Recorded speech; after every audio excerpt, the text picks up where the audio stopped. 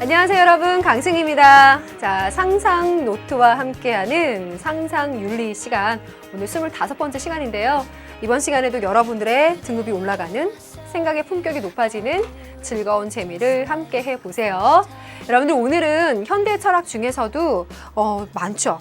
생명윤리, 책임윤리, 여성윤리, 배려윤리라고 하는 서양 철학의 막바지를 정리하는 시간입니다. 이번 시간에 여러분들이 준비해야 될 상상 노트, 오늘의 상상은요, 페이지로 156쪽 맞죠? 156쪽 펴시고요. 그 강수에서 오늘 이야기하려고 하는 모든 철학자들 한번 다 소화해 보도록 합시다. 예습복습 신경 쓰지 말고 오늘 한 시간에만 집중해 봅시다.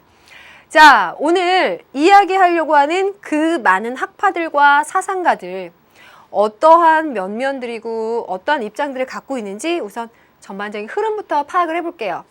1단계, 들으면서 이해하는 윤리 들어갑니다. 자, 화면으로 띄울게요. 자, 먼저 보면은요, 맨 앞에 우리가 굉장히 눈 익은 두 인물이 나와요. 간디, 모르는 사람 없죠. 그리고 슈바이처입니다. 간디 같은 사람은 뭐 도덕책에도 나왔고 했던 유명한 인물이고요. 슈바이처, 우리가 많이 알고 있는데 보니까 흑인 아이를 안고 있는 모습이에요. 아, 이들이 얘기하고자 했던 것은 무엇일까? 이들이 추구하고자 했던 최고의 선은 무엇일까? 라는 거 보면요, 그들은 생명을 가진 존재들의 생명을 지켜주는 것, 그것을 해치지 않는 것, 그것을 최고의 선으로 봤습니다. 슈바이처와 간디는 생명윤리 사상으로 오늘 정리를 합니다. 그러면 수능에 맞춰서 하나 얘기해 보면요, 슈바이처에 관해서 자연관 혹은 생명윤리적인 입장에서 시험에 한 문제로도 잘 나왔었어요. 그런데 친구들이 틀리는 사람들이 있다면 그거는 맥락을 잘 이해하지 못해서 그렇기 때문이거든요. 그래서 역시나 이번 시간에 이야기하는 슈바이처나 간디는 키워드나 어떤 단어를 통해서 접근하기보다는 전체적으로 이들이 추구하는 바가 무엇인지만 잘 파악해 두시면 될 것 같아요. 그리고 두 번째, 한스 요나스라는 인물이 있는데요. 이 사람은요, 책임 윤리에 대해서 말합니다. 여러분들은 어떤 책임을 지고 있나요? 우리 앞으로는 어떤 책임을 져야 될까요? 그 책임에 대해서 곰곰이 생각해 보는데, 물론 철학적으로 스케일이 크겠죠. 또 거기에 따른 논리가 있어요. 그것들을 따라 보면서 우리 인간들이 주목해야 될 책임에 무엇이 있는지 한번 정리해 보도록 하고요. 그리고 자, 이렇게 분절해 볼게요. 여기 세 사람을 나눠서 말합니다. 울스턴 크래프트, 존 스튜어트 밀, 시몬드 보부아르라는 사람인데, 우선 이 사람은 처음 봐요. 그런데 밀 본 적 있죠? 당시에 천재적인 인물이라고 그랬죠? 누구였죠? 질적 공리주의에서 벤담의 이론을 따르면서도 그가 이야기한 양적인 쾌락을 비판했던 사람이 바로 이 사람이었죠? 그럼 이 사람이 대체 뭘 얘기하려고 이번 시간에 또 나온 걸까요? 이 사람은요, 바로 여성을 존중하는 여성주의 윤리서를 이야기하는데, 요 공리주의적인 입장에서 여성주의를 말해요. 그 논리가 뭘까? 오늘 그것만 딱 알아두시면 딱히 외우지 않아도 될 것 같아요. 그리고 여기에요, 시몬드 보부아르라는 인물이 있는데, 제가 이 사진을 일부러 가져온 이유는요, 보부아르는 이분이에요. 이분인데요, 여기 옆에 앉아있는 이 사람은 누굴까요? 지난 시간에 공부했던 샤르트르예요. 아, 샤르트르가요, 그 교수 자격 시험에 수석으로 입학했고요. 여기 옆에 있는 보부아르는 차석으로 입학했어요. 그런데 당시에 채점을 했던 그 교수님들이요, 실질적으로 수석감이다라고 생각한 건 이 보부아르였다고 해요. 그만큼 이분도 그 당시대로 치자면 엘리트 여성이었겠죠. 그런데 제가 이 사진을 가져온 이유는 둘의 관계가 그렇기도 하고, 또 이 둘은요, 계약 결혼의 상태였어요. 그래서 정식으로 결혼한 건 아니고 평생 동안 계약 결혼의 상태에 있으면서 뭐라고 표현하면 좋을까? 지적 동반자 관계? 그걸 유지하고 때로는 다른 사람들도 만나면서 그렇게 자유롭게 살았던 실존주의자예요. 샤르트가 실존주의였잖아요. 그 옆에 있는 지적 동반자도 실존주의자겠죠. 이 실존주의자 보부아르가요, 여성주의 윤리서를 이야기해요. 그럼 또 그 입장에서 그 논리대로 말하겠죠? 그래서 이게 재밌어요. 그리고 마지막으로는요, 캐롤 길리건이라는 사람인데요. 이 사람은 지금까지 남성 중심의 윤리 혹은 주류가 됐었던 윤리가 갖고 있는 면은 여성들이 갖고 있는 특이한 특성, 여성들이 중시하는 점을 완전히 도외시했기 때문에 이거 완전히 여성들을 그 낮은 단계에 있는 사람들처럼 이야기하는데 그건 잘못된 거다. 여성들만의 특성을 찾아내야 되는데 여성들의 특성을 케어하는 거, 배려라고 이야기해요. 그래서 그 배려 윤리가 무엇인지 이야기하고요. 사진이 없더라고요. 나딩스라는 학자도 그 배려 윤리의 입장에 있습니다. 요 이야기들을 쭉 이어갈게요. 여러분들 오늘 많은 사람들 마지막 단계, 현대 서양처럼 마지막 정리하는 단계인데요. 많은 사람들이 있어요. 이야기를 들으면서 정리하는 단계는 요 정도의 포인트만 짚어드리고요. 이제 쓰면서 이들의 철학을 하나하나 짚어보겠습니다. 자, 2단계 들어가겠습니다. 쓰면서 정리되는 윤리 가겠는데요. 먼저 생명 존중 사상을 이야기하려고 해요. 생명 존중 사상은 이 말 안에 그들이 뭘 추구하는지가 굉장히 명확히 들어가죠? 생철학, 실존주의 이런 것보다는 확 와닿죠? 네, 맞아요. 이 사람들은 생명을 가진 존재들의 그 생명을 지켜주는 거, 고양시켜주는 거, 촉진시켜주는 걸 선이라고 이야기해요. 그 중에 간디와 슈바이처가 있어요. 이 두 사람 중에서 슈바이처가 출제가 잘 됐었는데 그래도 간디가 이번 교과서에 등장했으니 무엇을 말하는지 정리해보자 라고 한다면 딱 요 정도까지만. 그래서 여러분들 교재로 다시 들어갑니다. 제 옆에 화면으로 생명 존중 사상만 함께 같이 볼게요. 저 깨끗이 지우고요. 여러분들은 또 교재를 찾아주세요. 생명 존중 사상. 간디, 아힘사의 원칙이 있어요. 여기에서는 살생하지 않는다. 그리고 다른 생명에게 상해를 입히지 않는다. 비폭력의 원칙이죠. 그래서 비폭력이라는 건 정말 가장 힘 있는 자의 무기라고 이야기하는 게 간디의 입장이에요. 이걸 외울 필요는 없을 것 같아요. 뭘 추구하느냐? 생명을 해치지 않는다라는 거, 존중한다는 거, 요것만요. 그럼 슈바이처는 무엇이라고 했느냐? 슈바이처는 생명을 이렇게 이야기해요. 외경, 잘 보이죠? 외경. 너무 소중해가지고 함부로 다룰 수가 없는 상태가 된 거예요. 여러분들이 새로운 기종의 핸드폰을 아빠한테 선물로 받았어요. 그 핸드폰에 흠이나 갈까? 뭐가 잘못될까? 함부로 할 수가 없죠. 그 함부로 할 수 없고 소중한 그 상태가 바로 외경하는 상태예요. 근데 그 마음, 핸드폰을 대하는 마음, 새 운동화를 대하는 그 마음처럼 생명 가진 존재들을 대하는 거예요. 그 생명 가진 존재들의 그 생명이 너무 소중해서 함부로 대할 수가 없고 소중히 잘 보존해 주는 거예요. 그래서 슈바이처는 자기 연구실에, 아프리카 연구실에 모기가 들어와도 함부로 죽이지 않았대요. 근데 여러분들 보면은 여학생들도 야간 자율학습 하다가 모기 들어오면 턱 잘 죽이잖아요. 징그럽다고 하면서 또 잘 죽이죠. 근데 그때 슈바이처 마음은 이럴 거예요. 저 모기도 살려고 하는 생명이고 나라는 인간은 저 살려고 하는 생명들에 둘러싸인 생명일 뿐이에요. 그래서 나는 그 생명을 유지시켜주거나 촉진시켜주는 게 내가 추구해야 될 선이에요. 만약에 그걸 저해야 한다면 그건 악이라고 보는 거예요. 그래서 생명 가진 존재들, 인간뿐만이 아니라 그 존재들에 대해서 소중한 마음, 존경하는 마음을 갖고 있는 게 슈바이처 입장입니다. 그럼 정리되나요? 생명을 두려워하고 공경할 만큼 소중히 여긴다. 그래서 고양시켜주고 촉진시켜주는 게 선이다. 따라서 두 학자를 갈라서 어떤 걸 외울 건 없이 둘 다 생명의 신비, 존엄성, 모든 생명에 대한 사랑을 강조했다라고 하는 것으로 이 생명 존중 사상을 마무리 짓겠습니다.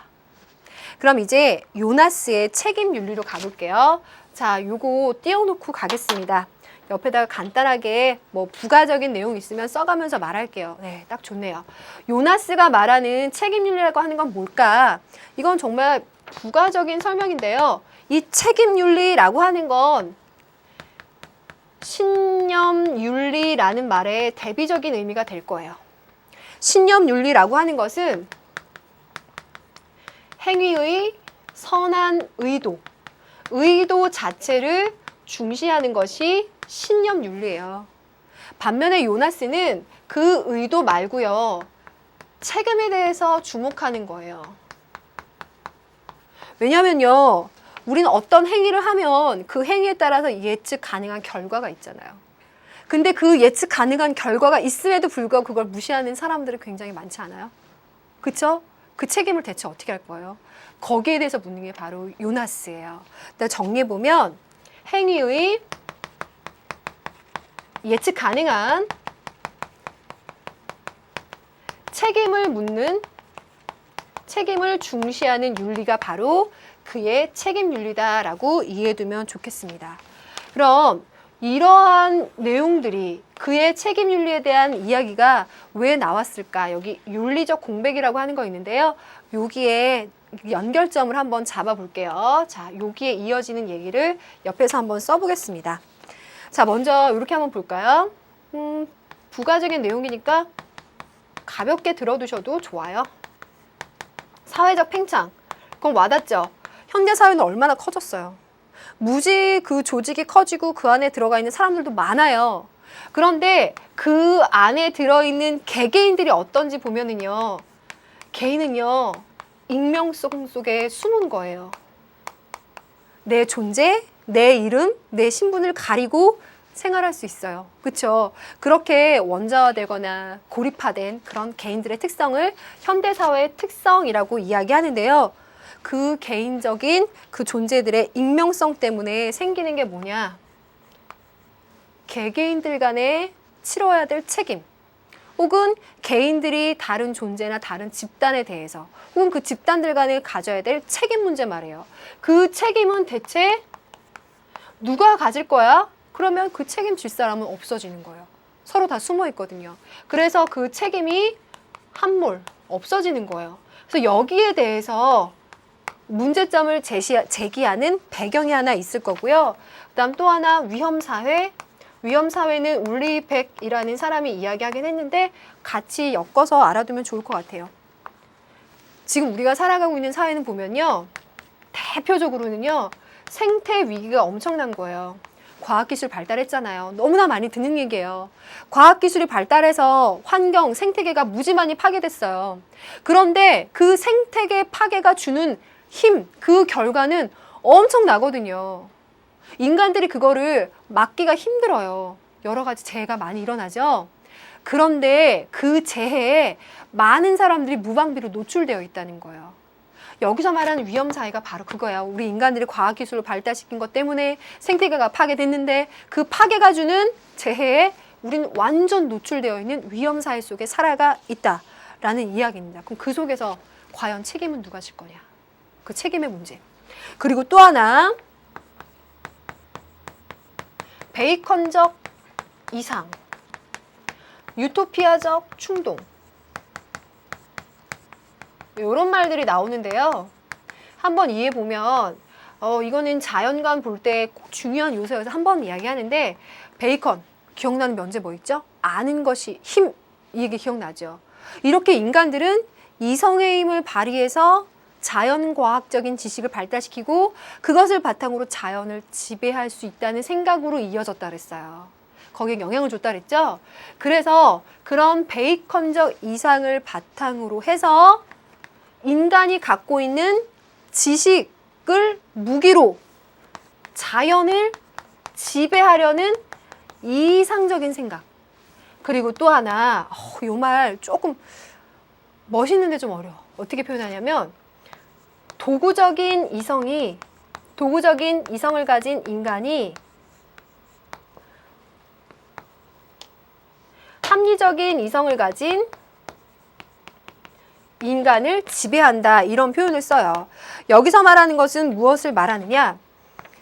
우리 인간이 가지고 있는 이성은요, 합리성을 말하는데, 그 합리성이라고 했을 때는 이게 나한테 뭐가 좋은 거지? 라는 이해 타산을 따져보는 그런 의미에서 합리성이 아니라 과연 내가 어떻게 행동해야 옳은 것인지라는 도덕적이고 윤리적인 숙고와 반성까지 하게 하는 게 진짜 우리가 생각하는 인간이 가진 이성이고 합리성이잖아요. 그게 본질적인 의미인데 자칫 그 개념이 왜곡돼서 자신이 가지고 있는 이성이나 혹은 합리성, 그것을 바탕으로 지식을 발달시키고 그것이 무기가 돼서 나 아닌 다른 존재들을 지배할 수 있는 도구적인 이성을 가진 존재. 그래서 도구적인 인간이라고 표현해요. 그 도구적인 인간이 오히려 합리적 이성을 가진 인간의 우위에 있는 것과 같은 이상화된 그러한 잘못된 신념을 갖고 있는 이 사회의 문제점들에 대해서도 생각을 하고 있어요. 그리고 유토피아적 충동, 그러면 유토피아라는 이상사회가 뭘 추구하느냐. 현대사회, 또 현대사회를 만들게 한 현대과학기술은 무한히 앞으로 가려고만 하려는 거야. 발전만 하려고 하는 거야. 앞으로 가려고만.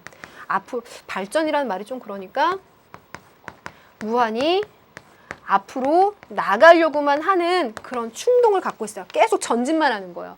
반성을 하지 않는다는 거예요. 반성을 하지 않는다. 여러분, 여기에서 어떤 그 느낌이 딱 와야 되냐면요. 이런 사회적인 특성도 있지만 이 생태 위기와 관련해서 베이컨적 이상, 유토피아적 충동을 쭉 보면서 이 느낌이 와야 돼요. 우리 인간들이 자연에 대해서 가지는 책임을 말하고 싶은 거예요. 이러한 이유 때문에도 그렇고 자연을 지배하려는 도구적인 이성을 가진 인간들의 잘못, 반성 없는 과학기술의 전진, 제어를 하지 않는다는 거죠. 그것 때문에 대체 생겨난 자연과 생태계의 위기에 대해서 우리 인간은 어떻게 책임을 져야 되느냐를 물어보는 게 책임윤리의 범주에 들어갑니다. 그래서 이러한 내용들을 갖고 찾아온 결론이 바로 요거예요. 윤리적 공백. 여기 써 있죠? 과학기술은 반성하지 않고 앞으로 나가려고만 해요. 그 과학기술의 이성, 합리성을 가진 도구적인 인간이 우위에 있어요. 그래서 과학기술은 무지무지 발달하거든요. 그런데 그 과학기술만큼 윤리는 따라가지를 못하는 거예요. 따라서 과학기술과 윤리 간의 차이가, 갭이 발생하는 거죠. 요 차이, 그걸 바로 윤리적 공백이라고 합니다. 그 상황 속에서 책임, 개개인들 간의 책임뿐만이 아니라 우리 인간이 다른 존재들에 대해서 가져야 되는 책임을 물어보는 거예요. 그래서 요나스는 책임을 확장시킬 것을 결론으로 이야기합니다. 그래서 첫 번째 이야기하고자 하는 것은 스스로 선택하고 행동하고 책임질 때 자유로운 존재라는 자기 자신에 대한 책임도 있겠지만 다른 건 뭐냐? 공동체 범위를 어떻게 보느냐에 따라서 다른 생명체와 어울려 살아가는 연대적 존재, 내가 살아가는 공동체, 우리 반, 우리 집, 여기까지도 있겠지만 더 넓게 보면 어때요? 우리가 살아가는 자연, 지구 환경, 생태계까지 들어가지 않겠어요? 그러한 자연에 대한 타인과 자연에 대한 책임을 이야기하는 것이 바로 그의 입장이에요. 그래서 나에 대한 책임뿐만이 아니라 여기에까지 중요한 것은요. 확장시켜라입니다. 책임을 확장시켜라. 그래서 그가 이야기하는 책임에 관해서 이야기해보면 우리 책임은 이거잖아요. 야, 네가 이거 이렇게 했으니까 네가 책임져. 이건 뭐죠? 네가 과거에 이런 일을 했으니까 그 일에 대한 결과에 책임져잖아요. 그래서 우리가 보통 생각하는 책임은 과거지향이에요. 네가 과거에 한 일에 대해 책임져. 인과적인 책임이죠. 그런데 이 사람이 타인이나 자연에 대한 책임으로까지 확장해라 라고 말하는 건 미래지향적인 책임이에요. 함께 알아두세요. 미래지향적인 책임은 내가 미래에 뭘 한 건 없어요. 그런데 그냥 당연하게 책임을 지는 거예요. 내 미래 후손들이 살아갈 생태계. 한번 생각해 봐요. 내가 그들한테 뭘 잘못을 한 건 아니지만 당연하게 이 지구, 이 자연 환경을 위해서 내가 해야 될 바를 말하는 거죠. 그래서 이거를 당연하게 해야 되는 거. 내가 뭔가 인과적으로 해서 책임지는 게 아니라 그냥 당연하게 해야 되는 거. 이걸 여러분들 이해를 잘 하려면 이런 게 있죠. 마치 뭐가 있을까? 부모와 자녀 관계 있잖아요. 부모님이 여러분들한테 뭘 잘못을 한 게 아니잖아요. 근데 여러분들을 위해서 그냥 당연하게 희생하고 책임져 주시죠. 그런 것처럼 나도 미래에 대해서 그런 책임을 지는 그런 인간들, 그런 인간의 삶이 되어야 된다라고 보는 것이 그 요나스의 책임 윤리입니다. 됐나요? 그래서 여기에서도 보면요. 이렇게 당위적인 책임을 이야기한다라는 것 때문에 우리가 여기서 생각해 볼 수 있는 아이디어가 칸트의 정언명법 있잖아요. 그런 것과 같은 원리가 여기에도 적용이 됩니다. 칸트적인 정언명법이 들어가 있다. 메모만 살짝 해두세요. 혹시 깊이 들어가면 이런 아이디어까지 중요하게 작용될 수도 있으니까 한번 정리해 봤어요. 이렇게 책임윤리까지 말했습니다. 그럼 이제 여성윤리로 들어가 볼게요. 다음 화면 지우겠습니다. 여기 지우고요. 이야기해 볼게요. 여성주의 윤리는 세 사람이 등장하는데 18세기, 19세기, 그 다음에 보부아르, 현대 이 정도로 나누면 될 것 같아요. 그래서 처음 이야기하려고 하는 울스턴 크래프트는요. 자, 이렇게 볼까요? 이걸 1번, 2번, 3번 해서 전 옆에다가 여기 쓰면 잘 안 보이니까 쓸게요. 울스턴 크래프트가 이야기하는 여성주의 입장이라는 건 이거예요. 여성과 남성의 공통점 뭘까요? 바로 합리적인 이성을 가졌다는 거겠죠. 이렇게 쓰면 남성과 여성은 이성이니까 이렇게 구분을 해줘야 되겠죠. 합리적인 이성을 가진 존재다. 그 점에서는 여성과 남성이 차이가 없어요. 그런데 이 여성과 남성이 차이점을 가지게 되는 요소가 무엇일까? 그건 다 어디에서 온다? 이 사회의 차별 구조 때문에 온다는 거예요. 이 사회 구조 자체가 여성들이 차별을 받게끔 만들어져 있기 때문에 이런 공통점을 갖고 있음에도 불구하고 여성들이 제외당하는 일들이 발생한다라고 보는 것이 울스턴 크래프트예요. 뭐 여러분들이 동의할 수도 있고 아닐 수도 있겠지만 그때 이 사람은 이렇게 말했습니다. 그래서 그의 결론은요. 이 여성들에게 이걸 해소시켜주기 위해서 뭘 해야 될까? 여성에게 교육의 기회를 제공해 주는 것이 해답이다라고 보고 있어요. 자, 울스턴 크래프트의 여성주의 윤리설. 그럼 두 번째 밀로 가겠습니다. 밀은요 공리주의 입장이라고 했잖아요. 그래서 여성주의 논리도 공리주의적으로 가요. 한번 볼게요. 만약에 여성을 차별해요. 그래서 여성들이 사회에서 기여하는 역할이 줄어들게 돼요. 여성의 사회 기여가 줄어들게 됩니다. 그렇게 되면 이게 결과적으로 어떻게 되느냐? 공리주의자의 입장이에요. 이렇게 되면 남성의 부담이 커진다는 거예요. 그러니까 여성들이 여기에도 와서 요거 하고 이렇게 사회적으로 기여해야 되는 역할들을 제안하면 그 역할들을 결국은 남성이 해야 되니까 이건 결과적으로 사회 전체의 공리가 떨어지는 거예요. 사회 전체가 손해다라고 보는 겁니다. 그래서 이 결과만 두고 보면 여성을 차별하면 사회 전체가 손해야 라고 하면 그래 여성주의. 그렇지만 딱 밀이라는 공리주의 논리에서 보면 남성에게 부담을 주기 때문에 사회 전체의 공리가 떨어진다는 논리예요. 이게 밀의 생각입니다. 딱 여기까지 정리합니다. 그럼 세 번째 보부아르 정도는 여성윤리라고 한다면 좀 여러분들이 공부를 꼭 해둬야 되지 않을까 싶어요. 이 사람은 실존주의적인 입장이라고 했잖아요. 그래서 이 사람이 이야기하는 입장을 한번 볼게요. 자, 먼저 다 여성 어떻게 시작하고 있으니까 여기서도 여성이라고 한번 해보겠습니다. 제가 여성이에요. 여러분 제가 여성스럽나요? 여성스럽다라고 하면 제가 감사해요 라고 해야 되나요? 아니면 라고 고민을 해야 되나요? 이게 여성주의를 하다 보니까 그런 고민이 생기네요. 여성스럽다? 그럼 제가 왜 여성스러운 거예요? 어떤 점이? 거기에 대해서 말할 수 있나요? 보부아르는요. 우리 사회가 이렇게 말하는 선생님 여성스러워요. 그 여성스러운 게 요런 특성들을 두고 말하는 거예요. 라고 말하는 그 여성성 있잖아요. 이게 타고난 거냐는 거예요. 이건요. 타고난 게 아니라는 거예요. 여러분들 샤르트르가 실존주의에서 뭐라 그랬어요? 인간이 먼저 존재하고 그 다음에 본질을 내가 선택하는 거라 그랬잖아요. 그래서 여성들도요, 너가 갖고 있는 뭐 이런 모성애, 이런 애교가 있는 거, 뭐 이런 조숙함, 이런 것들이 여성성이야 라는 게 여성들에게 태초부터 정해져서 담겨져서 이 세상에 나오는 게 아니라는 거예요. 여성의 본질이 미리 정해진 게 아니라 여성들이 태어나고 보니 이 사회가 여성들에게 그러한 류의 성질을 여성성이라고 요구한다는 거죠. 그래서 여성들이 그걸 담고 살아가게 된다라는 비판의식을 갖고 있어요. 따라서 여러분들이 보부아르 입장에서 여성성이라는 말을 본다면 이것은 실존주의에서 말했던 본질이라는 말을 써서 여성의 본질이 아니다.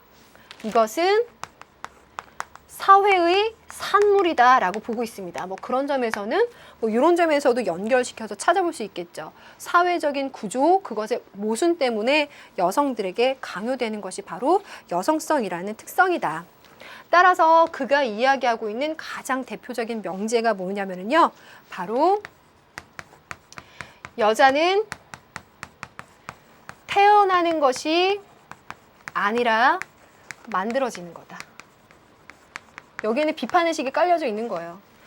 이러라는 특성이 여성에게 들어가서 처음부터 태어난 게 아니라 이 사회 구조 때문에 그렇게 여성들이 그렇게 만들어져 가는 것 뿐이다 라고 비판적인 의식을 갖고 있는데, 제가 이거 굳이 왜 썼냐면요, 만약에 보부아를 가지고 문제 만들자면 요런 제시문, 요런 말 정도는 확실하게 들어가면 문제 푸는데 굉장히 좋을 것 같아요. 그래서 이런 것들은 유용하게 하나 넣어두면 좋을 것 같고요. 그리고 여기다 또 하나 추구해서 하나 알아보면은요, 여러분들 한번 이해를 해보세요. 이 세상에는 여성이라는 성과 남성이라는 성이 있는 거잖아요. 그런데 이런 비판적인 의식을 갖고 있는 보부아르라는 사람이 봤을 때 이 세상의 성은 딱 하나예요. 남성. 그래서 남성이 제1의 성입니다. 그러면 여성도 또 하나의 주체적이고 독립적인 성으로 존재해야 되는데 그렇지 않고 그냥 여성은 남성의 타자로만 존재한다는 거예요. 이 논리도 보부아르의 입장이에요. 그래서 모두가 다 사회의 잘못된 구조, 모순 때문에 제1의 성, 남성의 입장에서 타자가 되는 여성들이 그 여성성을 사회의 산물로서 배워가고 습득해가고 만들어가는 것 뿐이다 라는 비판적인 의식을 갖고 있다는 거, 이렇게 정리하면 되겠습니다. 어때요? 괜찮죠? 그러면 다음에 배려윤리로 한번 가볼까요? 배려윤리. 배려윤리는요, 또 다른 면에서 남성 중심의 윤리를 비판해요. 이 배려윤리는 어떤 측면에서 그런가를 한번 보면, 여기에 남성 중심이라고 써도 좋겠지만, 혹은 뭐 정의의 윤리, 혹은 보편성의 원리,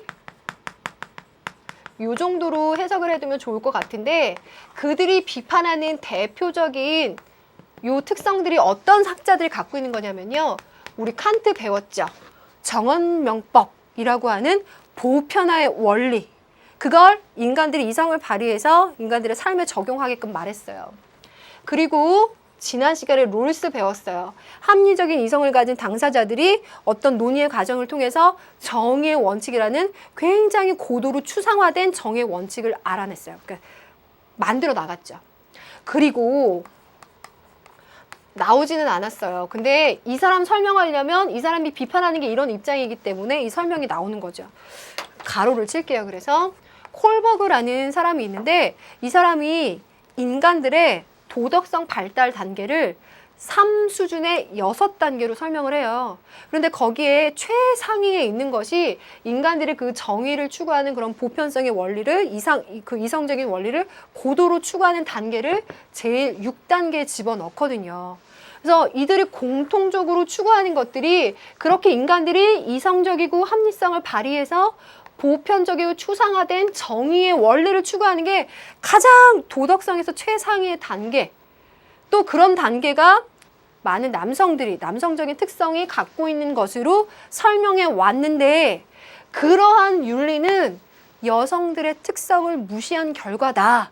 왜? 그대로 보면 여성들은 그런 특성을 갖고 있지 못하면 여성들은 하등한 존재가 된다는 거예요. 그거는 잘못된 것이라는 거예요. 그래서 이들이 이야기하는 것은 여성들의 윤리는 여성윤리라고 쓰지 말고 요 말대로 배려윤리라고 쓸게요. 여러분들이 동의할 수도 있고 안 할 수도 있어요. 한번 들어보세요. 여성들은 뭘 좋아하느냐, 뭘 중시하느냐 라고 했을 때 관계를 중시해요. 인간 관계, 그 관계에서 상황 그리고 맥락을 중시하는 거예요. 그래서 막 친구들이 얘기할 때 나 이랬고 이렇게 이랬어 라고 하면 여성들 사이에서 너 되게 짜증났겠다. 걔 정말 잘못됐다. 막 이렇게 말하는 그런 것들이 왜 가능하냐면 그 친구가 말하는 상황 속에 감정이입이 된 거예요.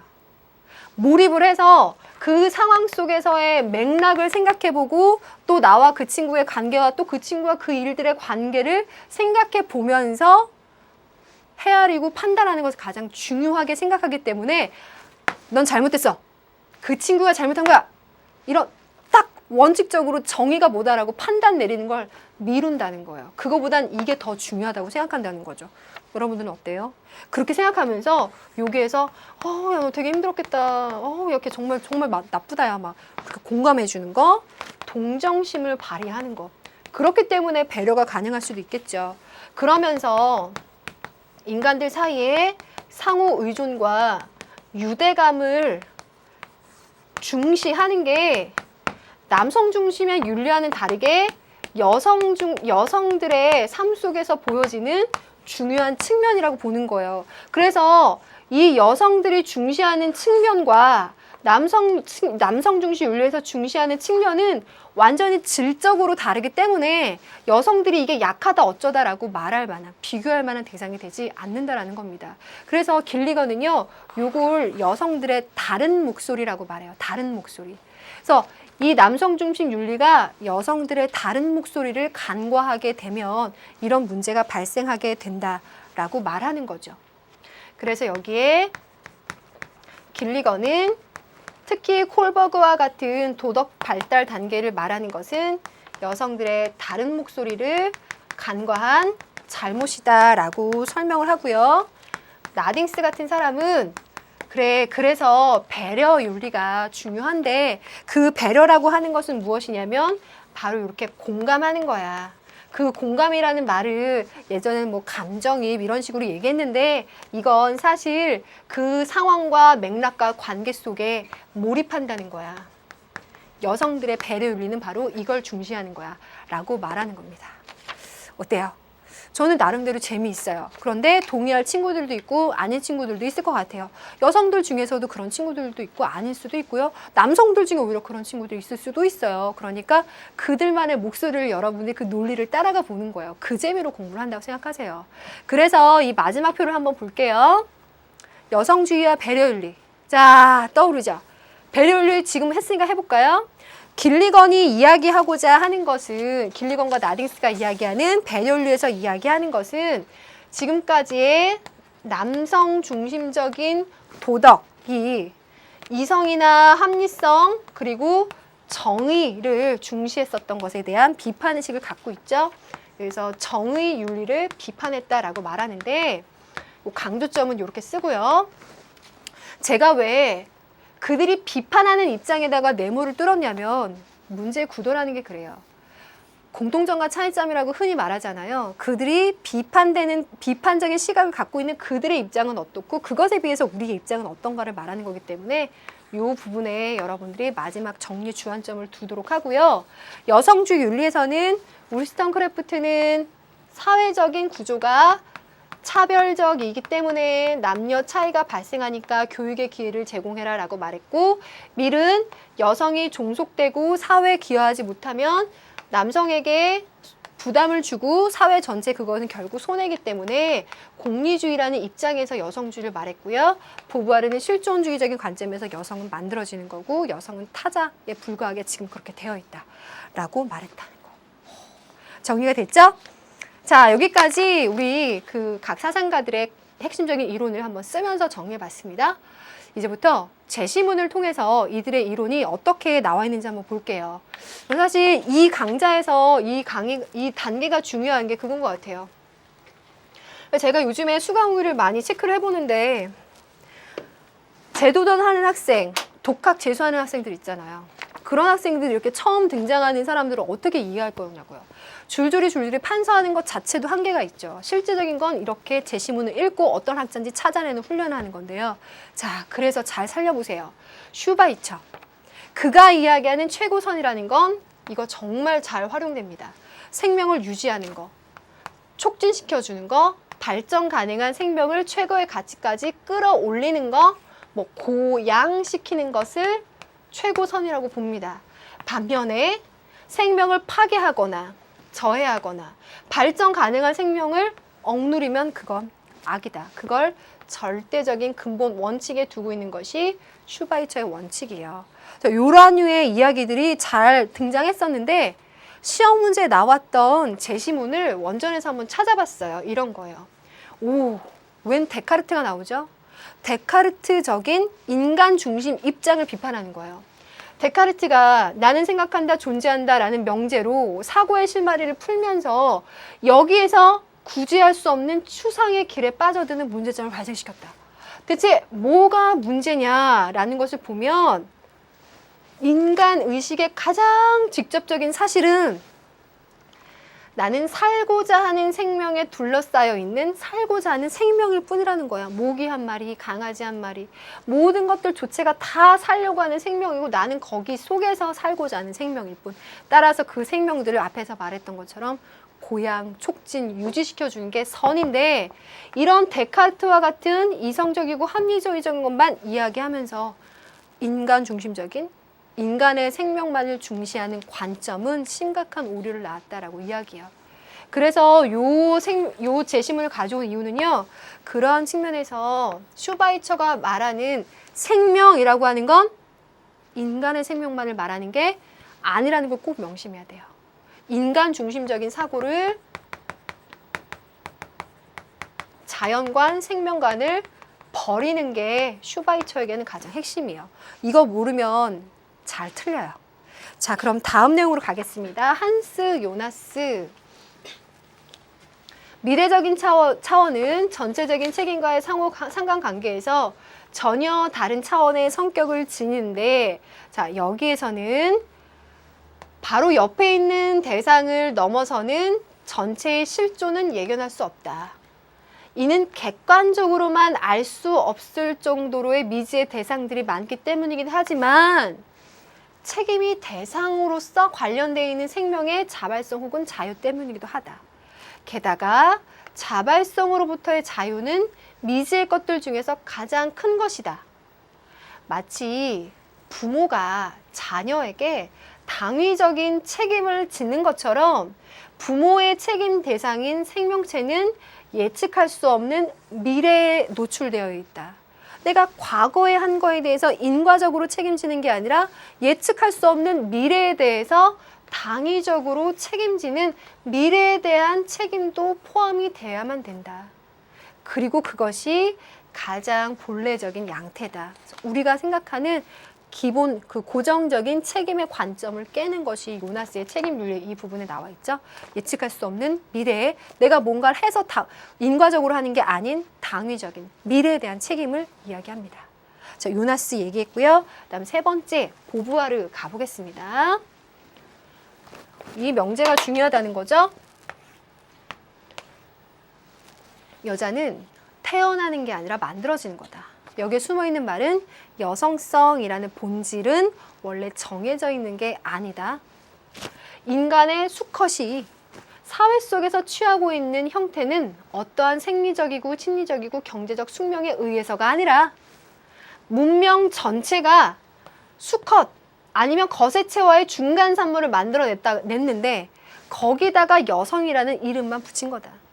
그래서 남성이라고 하네요. 여기 수컷이라고 표현했네요. 남성이라고 하는 것이 제1의 성이고 그것만이 성이고 주체적인 성이고 그 외에 있는 성, 여성들은 그의 독립적인 주체적인 성이 아니라 그냥 타자가 된 것뿐이다라는 이야기가 들어가 있는 거예요. 타인이 끼어들어야 비로소 타자로서의 개체를 성립시킬 수가 있다.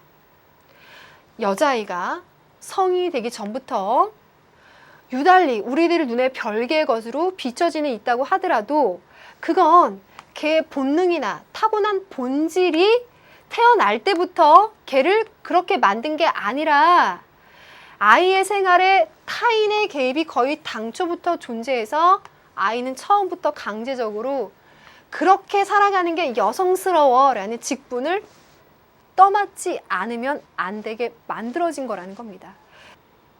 이것이 바로 보부아르가 자신의 대표 저서에서 이야기한 여자는 태어난 게 아니라 만들어진 것이라는 논리를 이야기하고 있는 거죠. 제1의 성이 아닌 타자로서 여성들이 그들의 여성성을 사회적인 모순, 구조적인 모순 속에서 이렇게 강요받고 있다라고 여성주의적 입장을 실존주의적인 관점을 바탕으로 해서 전개해 나가고 있어요. 자, 보부아르의 입장 정리가 되시죠? 그러면 다음 길리건으로 가볼게요. 길리건이면 배려윤리였어요. 배려윤리에서는 어떤 이야기 하는지 보면 이제 이렇게 현대로 올수록 좀 읽기가 수월해지는 것 같아요. 한번 볼게요. 여성들이 가진 도덕의 관심의 본질은 남성과는 다르대요. 어떻게 다르냐? 여성들은 다른 사람들의 요구에 관심을 가지며 거절을 잘 못하는 거예요. 보살핌의 의무를 기꺼이 짊어지려는 특성이 있고 자신과 견해를 달리하려는 사람들의 목소리에 귀를 기울이고 내 관점뿐 아니라 다른 사람들의 관점까지 포함해서 판단하는 거예요. 그래서 이게 옳아 틀려라는 어떤 정의, 보편화된 추상화의 원칙에 입각해서 판단을 탁 내려버리는 걸 미루는 특성이 있다는 거예요. 따라서 여성들이 그렇게 보이는 건 그들만의 도덕적인 장점 때문에 그렇다는 거지 질적으로 그들이 그런 능력을 갖고 있지 못해서가 아니라는 겁니다. 다른 사람들과의 관계, 맥락, 상황을 강조하는 여성들만의 목소리를 간과하지 말아야 된다라는 게 길건의 입장이죠. 이해 잘 되죠? 이 제시문만으로. 그러면 나딩스의 제시문을 한번 볼까요? 오, 제목이 굉장히 길죠. 여기에서 나딩스가 이렇게 얘기합니다. 돌봄, 케어를 한다는 건 누군가에게 도움이 되는 것에 관계된다. 타인과의 관계를 중시하죠. 돌봄은 노동의 동의한 것처럼 오해되기가 쉽다. 어머니가 여러분들을 돌보는 걸 노동이라고 생각할 수도 있겠지만 이 사람이 말하는 그 케어는 노동이 아니라는 거예요. 여기서는 인간 상호작용의 모든 측면에 적용할 수 있는데 이것들은 타인들과 우리 자신들을 어떻게 만나고 대해야 되는지에 말을 건넨다. 기본적인 그런 생각을 해주게끔 하는데 여기서 이야기하는 돌봄이라고 하는 건 그 관계 속에서 그 관계의 상황과 맥락 속에 몰입함으로써 공감하는 것. 이것을 통해서 돌봄이 가능하다라고 보는 거예요. 그리고 그것이 여성들이 주목하는 특성들, 중시하는 사항들이다라고 보는 거죠. 그래서 이러한 돌봄, 배려를요, 나랑 가까운 사람뿐만이 아니라 나랑 먼 사람에게까지도, 나랑 먼 사람뿐만이 아니라 이 세계에 있는 모든 존재들에게까지도 그 배려를 확장해야 된다라는 게 또 여기에 연결해서 들어가요. 여러분들 제가 이번 시간에 생명 존중 사상을 이야기한 다음에 책임윤리 이야기하고 그러면서 배려윤리를 이번 한 시간에 넣은 이유가 일견 연결점, 공통점들이 보이죠. 그래서 이 한 시간 동안 이 많은 사상가들을 이렇게 달리는 이유는요. 만약에 이런 새로운 사상가들이 문제로 출제된다면 한 사상가를 깊이 어렵게 파기보다는 이런 공통적인 맥락을 가지고 있는 사상가들과 엮어서 그 사상가들의 특성을 어떤 공통적으로 추론해내거나 각각의 특성들의 요소를 요소 집어넣는 선택지를 만들므로써 가능할 것 같아요. 그래서 이 한 시간에 엮어서 그러한 점들을 파악해보라는 의미입니다. 자, 자신이 다른 존재에 대해서 배려하는 거, 책임지는 거, 존중하는 거. 생명 존중 사상에서는 다른 생명 가진 존재에 대해서, 책임 윤리에 대해서는 자연과 생태계에 대한 그런 책임까지 이야기했고요. 배려 윤리로 더 들어가 보면 타인뿐만이 아니라 다른 세계 내의 모든 존재들까지도 그 배려에 대해서 생각해 봐야 된다라고 확대가 되어가고 있었어요. 자, 요렇게 오늘 1.5단계는 마무리를 짓습니다. 마무리 짓고요. 이제 3단계 들어가서 문제 적용으로 가볼게요. 오늘 두 문제를 풀어볼 건데요. 역시나 한 문제는 교재에 있는 문제고 한 문제는 그냥 이번 시간에 배운 거 이번에 화면 함께 보면서 딱 보고 끝내시라는 의미예요. 자, 첫 번째 문제 160쪽에 있는 문제입니다. 자, 풀어볼게요. 생각하는 존재인 인간은 모든 살려고 하는 의지에게 자신에게 부여했던 생명의 외경을 부여해야 한다고 느낀다. 번역하다 보니까 말이 좀 딱딱하긴 한데, 자, 우선 여기서 말하는 의지를 보니까요. 쇼펜하우어는 생애의 맹목적 의지 이런 맥락으로 이야기하지만 이 사람은 어떤 의지를 이야기하느냐? 살려고 하는 의지.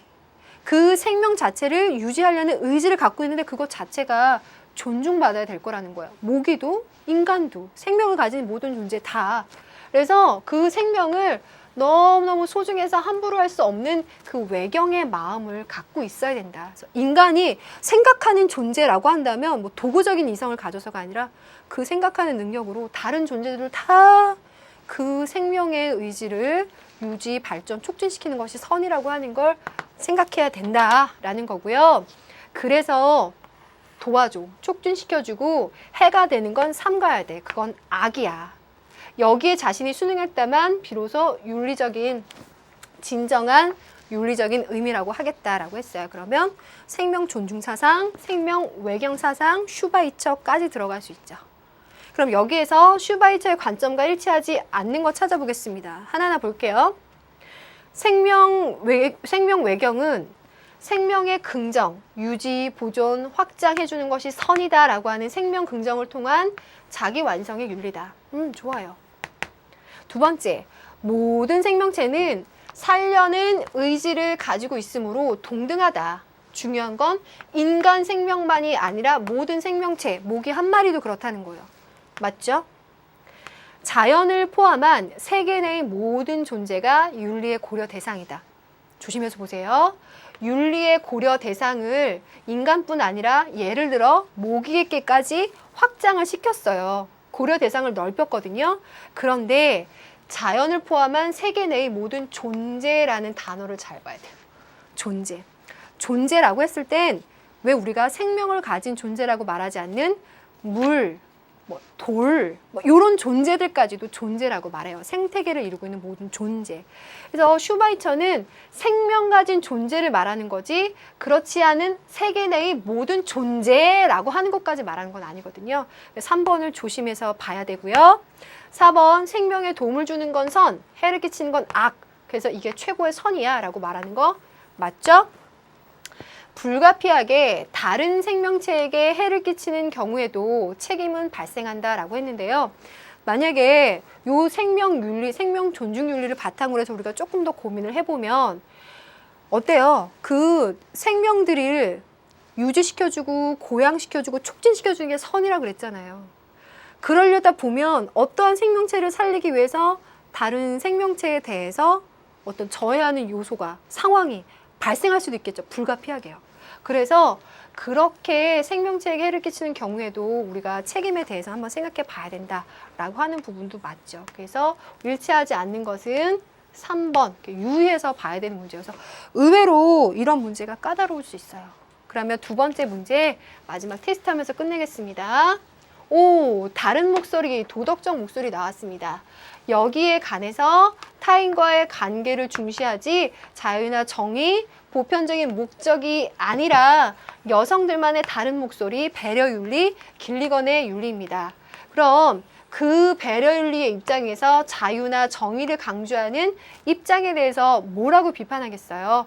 자, 바로 친밀함, 보살핌, 이것이 자유나 정의만큼 중요하다는 걸 당신들은 모르고 있구나라고 비판할 거라는 겁니다. 그 정답은 5번입니다. 시간이 훌쩍 가버렸네요. 빨리 인사 마무리해야 되겠는데요. 오늘 수고 많았고요. 우리 다음 시간에 만나도록 합시다. 여러분들 오늘 수고 많았어요. 감사합니다.